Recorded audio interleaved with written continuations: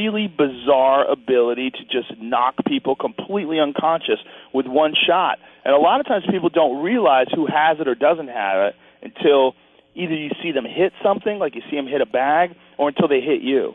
And Dan Henderson's got it. He definitely does. What do you, besides the obvious conditioning, like when you look at guys like Dan Henderson or Roy Nelson, who it seems like these guys who can hit so hard just kind of rely on that one punch after a while. And why has Henderson been so successful, and a guy like Nelson seems to really be struggling a lot lately? Well, first of all, Nelson is overweight. And Nelson could easily be fighting as a middleweight. So he could be fighting in Dan Henderson's division. No bullshit. That's not an exaggeration. Wow. Like if you looked at Roy Nelson's body and said, okay, I'm going to get you to the right dietitian, and we're going to straighten all this out. We're going to get you to your optimal weight, and we're going to have you fighting at a weight that's really the best for your career. It'd probably be 185. You know how fucking crazy that is? Wow. What is he now, 260, 250? He's probably about 245, 250. But, out of that weight, you would cut 30 pounds of useless fat, like, really quickly. And then he's down to, 220, somewhere around then. So if he's down to 220, that's what a lot of these fucking guys are before they cut weight and start getting down to 185. So then he starts to, if you just look at his frame, then he starts to really concentrate on eating healthy and doing a lot of cardio and making sure that he watches his calories correctly. Then you're bringing him down to like 210, right? Now he's 210 and ripped. 210 and ripped is what a lot of these guys that fight at 185 are. They weigh about 25 pounds more than that. And then they dehydrate themselves. They severely restrict their caloric content and their caloric intake, and then what they do is the week before the fight, they slowly dehydrate themselves down. Then the last day or two, they really dehydrate the shit out of themselves. They get to the fucking door of death, literally. And then they step on a scale. But Chris Weidman's a good solid 200-plus pounds. So's Luke Rockhold. Luke Rockhold's even bigger than that. Weidman actually lost a little bit of weight. He got a little leaner. Like some guys decide that it might be better to be leaner and to have less mass to lose so they can perform better inside the octagon.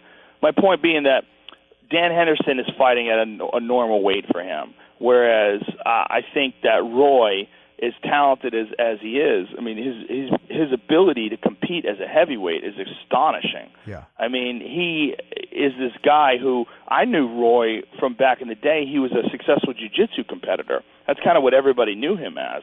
He was just a really good grappler. And to see him all of a sudden become this heavyweight knockout artist is kind of crazy.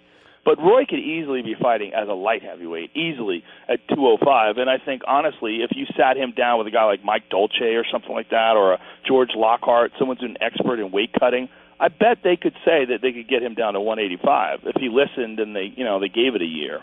And it's funny because we had Eddie Alvarez came in and sat with me a couple of days ago, and I was surprised to learn that we were talking about Conor and going up in weight. Eddie was like, no, he just cut less to fight Nate than he would have. And Eddie said that he walks around at 182, if I'm remembering correctly. And what does he fight at 155?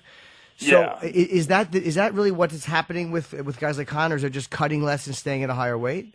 Yeah, 100%. Conor's never 145 pounds for more than a few minutes.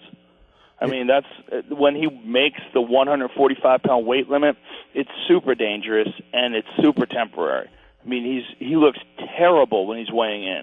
So to call him the 145-pound champion is, it's kind of ridiculous that they still do this, that everybody dehydrates the fuck out of themselves, gets on the scale, and then does it, in a way that they can replenish enough fluid so that 24 hours later they're in a cage fight. It's fucking retarded. It's like one of the dumbest things about the sport. And the fact that everybody does it is crazy. It's insane. It's completely insane. But when you're dealing with like the elite of the elite, it's almost necessary because very few people can compete at their walk-around weight because the other people are dehydrating themselves so much that when you're competing against a guy who, might be 3-4 inches taller than you, might be a natural 15, 20 pounds heavier than you. Right. It's just too much of an advantage. It factors in. What do you think? It's funny. I didn't realize they were doing earlier weigh-ins. So I'm like, why the fuck are guys jumping on scales in their sneakers? And then I was like, oh, it's probably earlier weigh-ins. How much earlier are they doing the weigh-ins? And what do you think about the early weigh-ins and also the not allowing them to hydrate with IV? I think the earlier weigh-ins are good. I think the not allowing them to hydrate with IVs is bad. I don't like that. Oh, I thought you were for that. Okay.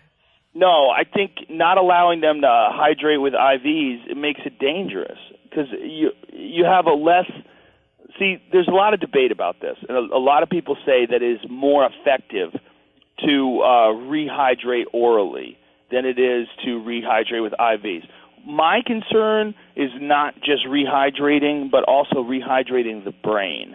I think one of the big issues with the weight cutting is that it takes more than 70 hours for your brain to rehydrate. Now, I haven't seen anything that shows that it's more effective to rehydrate with the brain orally than it is to do it with an IV. I think pretty much most people feel like the best way to rehydrate the brain is with IVs. If that is the case, and I'm not sure it is, but if that is the case, then I think that it's kind of silly to ban the IV. To ban the IV, the good thing about it is that somehow or another it's supposed to be able to prevent people from using PEDs because you can use the IV to mask PEDs, I think, in some way. Really? So the fact that it's keeping drug cheats from being able to compete while they're on steroids, well, I like that aspect of it. It's really weird to see Jones out again, and all these people. Who else just got? Chad Mendes just got popped. What are these guys fucking doing? And I asked this to somebody else too. When they know USADA is taking samples, what are people thinking to do anything questionable now that they know that they're more than likely going to get caught? That's a good question. I think with a guy like John Jones is just a wild motherfucker. That's what I think. And I think that's one of the reasons why he's so goddamn good. I think he's a wild dude. I think he likes to party. I think he gets crazy. And I think he makes bad decisions sometimes when he's doing those things. And I think that's exactly what we're looking at. I think John has made some pretty critical errors in his life.